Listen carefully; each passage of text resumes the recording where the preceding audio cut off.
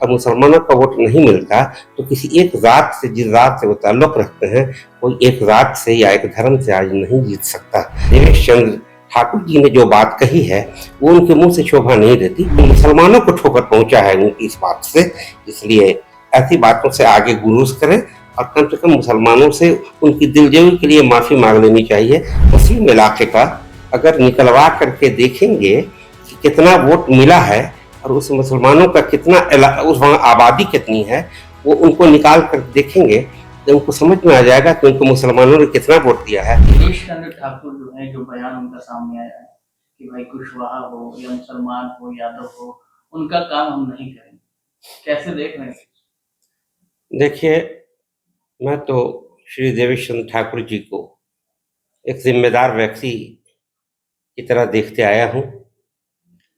जब वो काउंसिल के भी चेयरमैन रहे, लेकिन उनसे ऐसी उम्मीद नहीं थी।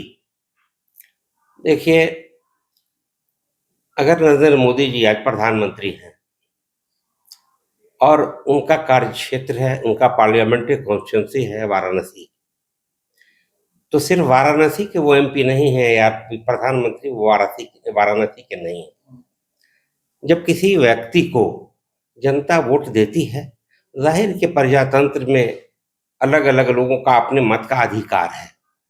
जो वोट देता है या जो नहीं देता है, तो अभी वो एमपी उस क्षेत्र का होता है, सारी जनता का एमपी होता है। किसी व्यक्ति विशेष या किसी जात बिरादरी की या किसी धर्म के व्यक्ति का वो एमपी नहीं होता, वो वहाँ के सबों का एमपी होता है। और जहाँ तक मुसलमानों के वोट का मामला है, सच्चाई यह है कि मैं तो सीतामढ़ी में था, हमारे साथ इरशादुल्लाह साहब भी थे और काफ़ी लोग हमारे साथ थे। सीतामढ़ी में तकरीबन 5-7 प्रोग्राम हम लोगों ने 2 दिन में किया और एक बड़ा प्रोग्राम रात में अब्दुल सलाम साहब एडवोकेट जो आज दुनिया में नहीं है, उनके घर पे लगभग 1000 लोगों ने खाना खाया और प्रोफेसर शहाब साहब, जिनके बेटा हैं अशर वकील, जो पटना हाई कोर्ट में है, वो भी मौजूद थे। महताब साहब थे, इन लोगों ने ऑर्गेनाइज किया था और लगभग 1,000 लोगों को उन्होंने खाना खिलाया और हम लोगों को जेडीयू के लिए वोट मांगने के लिए, श्री देवेश चंद्र ठाकुर जी के वोट मांगने के लिए उन्होंने रात में ये इंतजाम किया खाना खिलाकर। और उसके अलावा भी कई जगह अनवारुल हक साहब के बेटा, क्या नाम है, नाम भूल रहा हूँ, उनके बेटे ने भी एक बड़ा प्रोग्राम किया था, वहाँ भी हम लोग थे। वो भी अच्छा प्रोग्राम था, उन्होंने भी सबको खाना वाना खिलाया था, वहाँ भी बड़ा प्रोग्राम था। इसके अलावा कई जगह प्रोग्राम हुए और मुसलमानों ने अच्छा खासा वोट सीतामढ़ी में दिया और मैं तो सुपौल गया, साथ साथ मधेपुरा गया, झंझारपुर गया, समस्तीपुर गया और भी कई जगह, भागलपुर गया, किशनगंज गया, तो कटिहार में तो था ही। लेकिन ये बात बिल्कुल मतलब अजीब सी लगती है और मुसलमानों ने नीतीश जी के काम पर वोट किया, क्योंकि नीतीश जी ने जो सभी जनता के लिए जो काम किया वो तो किया ही। रोड का मामला हो, बिजली का मामला हो या लोगों के रोजगार का मामला हो, लोगों को नौकरी देने का मामला हो, ये तो किया ही। साथ साथ मुसलमानों के लिए, अकलियतों के लिए खास तौर पर उन्होंने मिसाल कायम कर दिया काम करके।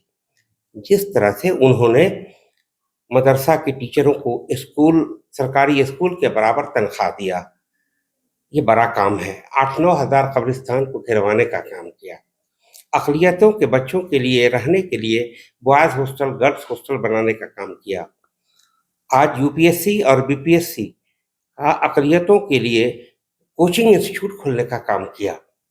तो अभी आप देखिए कि पटना मार्केट के सामने अंजुमन इस्लामिया हॉल, जो बदतर हालत में था, उसमें तक लगभग 55 करोड़ रुपया लगाकर उसको एक धरोहर वैसा बना दिया जो शायद पटना में वैसा दूसरा भवन न हो और जो अक़लियत का है। तो अक़लियत उनकी तरफ देख रहा है और अक़लियत वोट दे रहा है। इस बार भी अक़लियत ने, मुसलमानों ने अच्छा खासा वोट किया।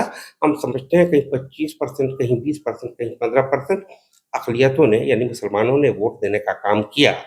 और मैं समझता हूँ कि जब से मैं आया हूँ और मैंने राष्ट्रीय जनता दल को रिज़ाइन किया, कि आप हकमारी कर रहे हो मुसलमानों की, तो मुसलमानों को ये बात लगी कि अशफाक करीम सही बोल रहा है, जिसकी वजह से ख़ास तौर पर मुसलमानों का रुख जेडीयू की तरफ आ गया, नीतीश जी के कामों की तरफ आ गया।